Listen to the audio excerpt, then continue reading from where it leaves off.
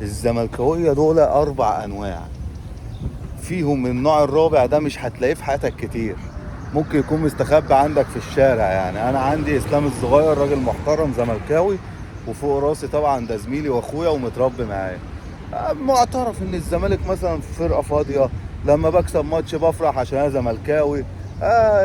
ياخد بطوله مثلا كل فين وفين، ممكن يجيب شويه لب يطلع مع عياله يقعد فرحان خلاص. ده محدش هيلومه. ده صاحبي صديقي ده واخويا يعني. رحم الله امرئ عرف قدر نفسه. ده مش هتلاقيه كتير النوع ده، تمام؟ فربنا يبارك له. فانا الفيديو ده مش للنوع الرابع.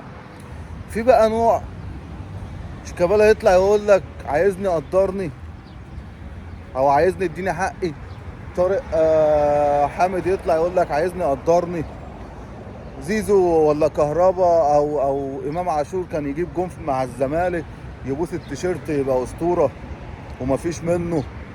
كهربا يمشي يجي بن شرقي يقول لك بدلنا الاسد بفار، يمشي بن شرقي يروح مع كهربا برضه في نفس المكان يقول لك عندنا لعيبه حكمدار. ناصر منسي اسطوره. مش عارف مين اسطوره. تيجي تتكلم على اساطيرهم بالارقام مفيش، تتكلم باللعب والحرفنه مفيش، تتكلم مثلا بمنطق اللي هم مثلا راحوا دعموا مفيش. طب عملوا مثلا حاجه للنادي؟ لا، هم اساطير خلاص، هم اساطير، هم شايفينهم هم اساطير خلاص. بصهم وحطهم على جنب وقول لهم انتوا صح.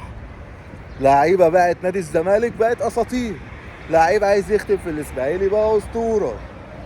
هتقول لي ايه علاقه ديت بديت؟ تقول لي طب والارقام؟ هيقول لك لا ما تتكلمش في ارقام. امال لما احمد بلال بيتكلم بتقولوا له ارقامك ليه؟ يا خلاويص. يا خلاويص، هرشكو. خبيسكو. ماشي. في بقى النوع الثالث اللي طلع في الاعلام مع كابتن شريف اكرامي، واحد زملكاوي بدون ذكر اسمه عشان ما عملوش قيمه، قال لك اقسم بالله العظيم اكبر قلعه رياضيه في العالم كله الزمالك.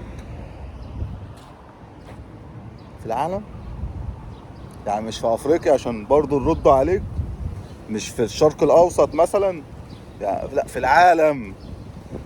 فكابتن شريف كابتن اكرامي، عفوا اكرامي مش شريف اكرامي، فكابتن اكرامي قال له انت بتقول ايه؟